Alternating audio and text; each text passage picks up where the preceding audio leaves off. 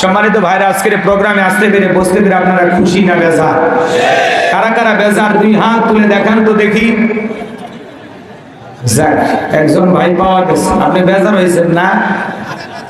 না বুঝে তুলেছেন। খালি জোশ থাকলে হবে না, জোশের সাথে হুঁশও থাকা লাগে। আজকের মাহফিলে আসতে পেরে বসতে পেরে কারা কারা খুশি, মুখে নিয়ে হাসি আওয়াজ দেবে বেশি। আল্লাহ নামের এমন একটি স্লোগান দেবেন, এলাকায় যদি কোনো ইসলাম বিরোধী উই পোকা, সার পোকা, তেলা পোকা থাকে, ওদের কলিজায় যেন কম্পন সৃষ্টি হয়, এমন আওয়াজ তুলতে রাজি আছেন যারা? বীর মুসলমানের মতো দুটি হাত টান টান করে তুলে দেখান তো তারা। লিল্লাহে তাকবীর, লিল্লাহে তাকবীর। আল কোরআনের আলো,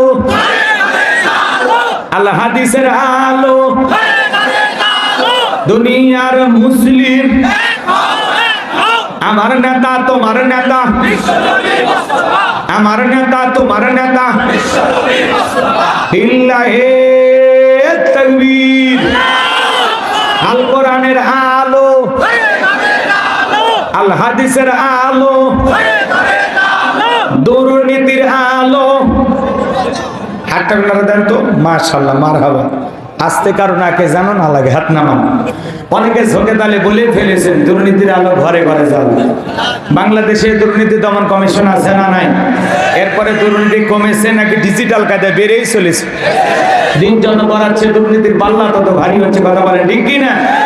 আমরা চাই আমাদের প্রিয় মাতৃ বাংলাদেশ দুর্নীতি মুক্ত আল্লাহ কবুল করুন, চিল্লা বলেন আমিন। আমরা চাই আমাদের বাংলাদেশ মাদক মুক্ত আল্লাহ কবুল করুন, চিল্লা বলেন আমিন। আমরা চাই আমাদের বাংলাদেশ যৌতুক মুক্ত আল্লাহ কবুল করুন, চিল্লা বলেন আমিন। আমরা চাই আমাদের বাংলাদেশ নাস্তিক মুক্ত আল্লাহ কবুল করুন, চিল্লা বলেন আমিন। সম্মানিত ভাইরা আমার, ভূমিকায় লম্বা কথা নয়, সরাসরি মূল আলোচনায় প্রবেশ করতে চাই।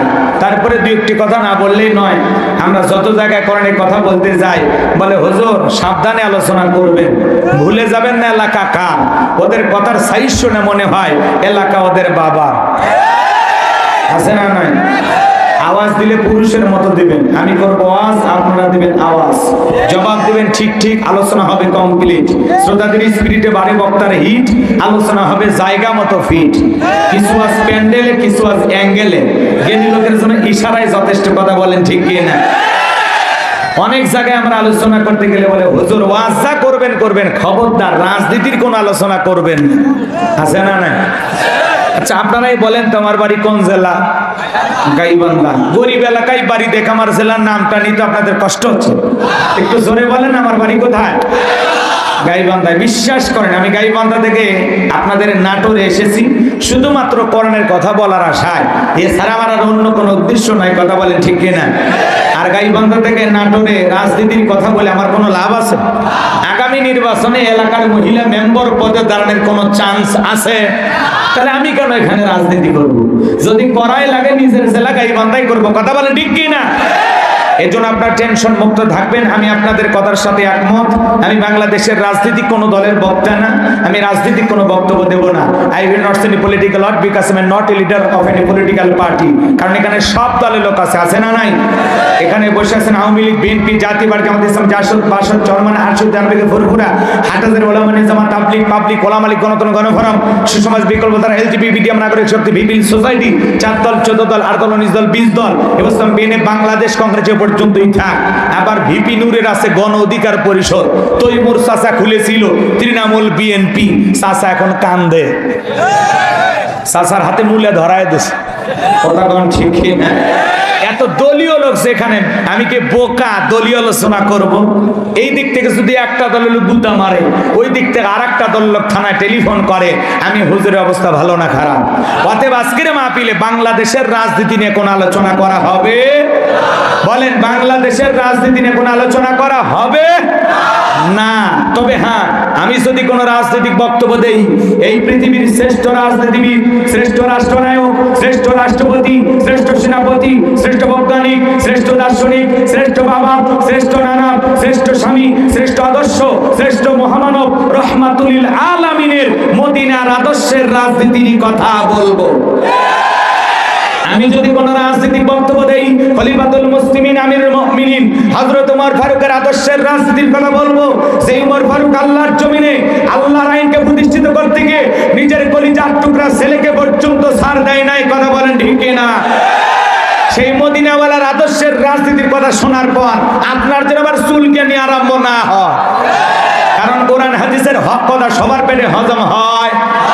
আপনারাই বলেন তো, সুদ করে সামনে যদি সুদের বিষয়ে আলোচনা করা হয়, ও কি নাটোরের কাঁচাগোল্লা নিয়ে এসে বলবে হুজুর হ্যাঁ করেন একটু মিষ্টি খান, নাকি বলবে এই হুজুর এসে সুদের ওয়াজ কইরা আমার সুদের ব্যবসায় লাল বাতি জ্বালাইছে, কথা বলেন ঠিক কি না?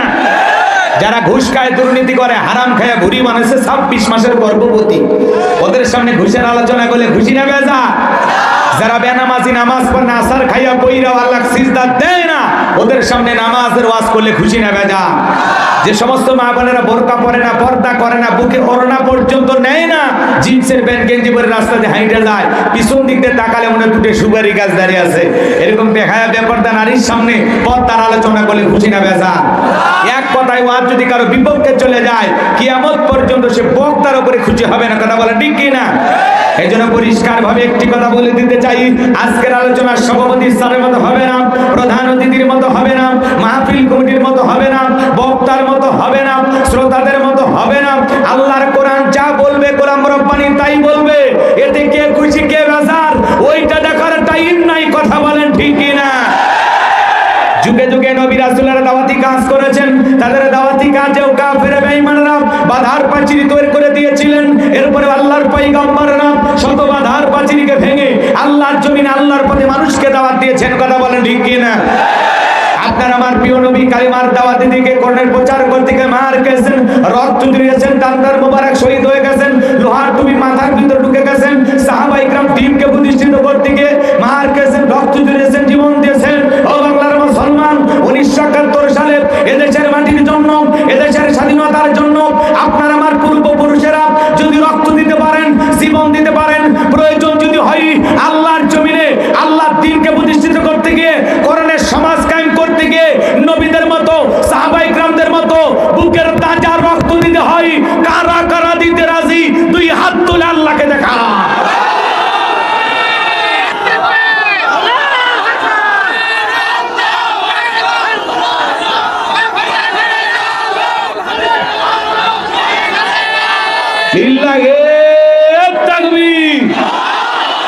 সোজা করেন, টান টান করে হাত তোলেন, ওই যে মাঝে মাঝে হাত বেঁকা করে তুলেছেন, দুই হাত সোজা করার শক্তি নাই।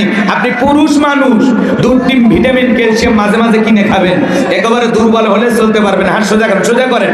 আমার আল্লাহ রাব্বুল আলামিন বলেন, ইন্নাল্লাহা আশতারা মিনাল মুমিনিনা আনফুসাহুম ওয়া আমওয়ালাহুম বিআন্না লাহুমুল জান্নাহ। সূরা তাওবার 111 নম্বর আয়াতে আল্লাহ পাক জানায়া দিলেন, নিশ্চয়ই মুমিন বান্দাদের জান মাল আমি আল্লাহ ক্রয় করে নিয়েছি, বিনিময়ে দেব জান্নাত। বলুন সুবহানাল্লাহ।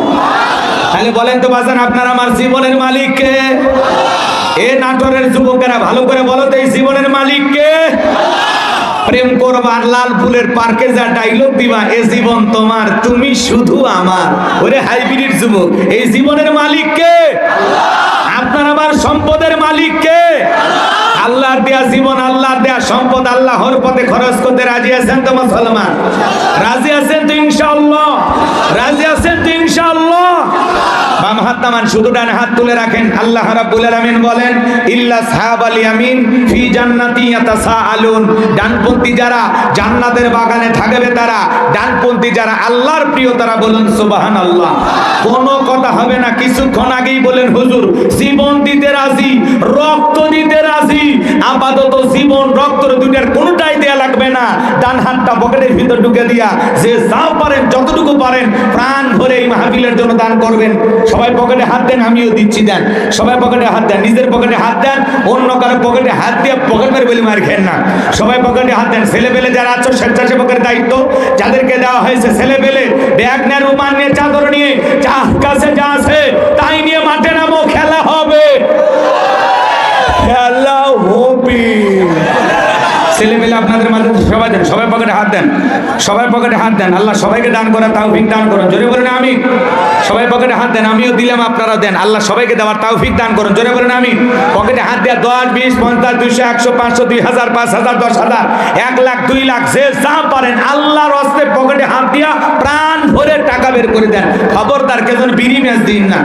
2014 সালে ওয়াজ করতে গেছিলাম রংপুর তারাগঞ্জ, ওই জায়গায় কালেকশন চলতেছিল। একজন ব্যাগের ভিতরে দিয়েছিল 2 প্যাকেট বিড়ি, দিয়ে লেখা দিয়েছে 1 প্যাকেট মাহফিল কমিটির আর 1 প্যাকেট বক্তা। কত বড় দুষ্ট চিন্তা করেন, এরকম দুষ্টমি করা যাবে না। সবাই পকেটে হাত দিয়ে আল্লাহর হস্তে টাকা বের করে দেন। আমি মুসাফির হাত পেতে ধরেছি, মুসাফিরে তো আল্লাহ কবুল করে।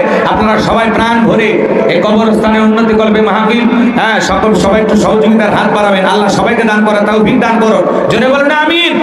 মহিলা পেটেল আছে, নারীদের ভিতরেও লোকজন চলে গেছে। আমার মা বোন যারা আছেন, মা আমি জানি এলাকার মা বোনেরা খুবই ভালো। আমার মা বোনদেরকে আল্লাহ প্রাণ ভরে দান করা তৌফিক দান করো, জোরে বলেন আমিন। মা বোন যারা বসেছেন, মা আপনাদের মাঝেও চলে গেছে চাদর, বোরকার পকেট থেকে করে দেন হালকা করে একটু আদর। মা বোনদেরকে আল্লাহ বেশি করে দান করা তৌফিক দান করুন, জোরে বলেন আমিন। হ্যাঁ মা বোন যারা বসেছেন, মা থাকে যদি নাকের ফুল, কানের দুল, গলার চেন দিয়ে যাবেন, বিনিময়ে বেশি বেশি সওয়াব পাবেন। আল্লাহ মা বোনদেরকে বেশি করে দান করা তৌফিক দান করুন। একজন ভাই দাদা দাদির জন্য দোয়া চেয়ে নগদে 5000 টাকা, জোরে বলেন মারহাবা, লিল্লাহি তাকবীর। আল্লাহ তাআলা দাদা দাদির বেঁচে থাকলে হায়াত বাড়া দেন, আর যদি মারা যায় কবর জান্নাতের বাগান বানায় দেন। দান করেছেন 5000 টাকা, দুনিয়া আখিরাতের এই কোনো ঠেকা, মনে করে চুলের সাথে একই জান্নাতে করে দিও দেখা। টাকার রঙগুলো বড় ভালো, অন্তরে জ্বালা দাও কোরআনের আলো।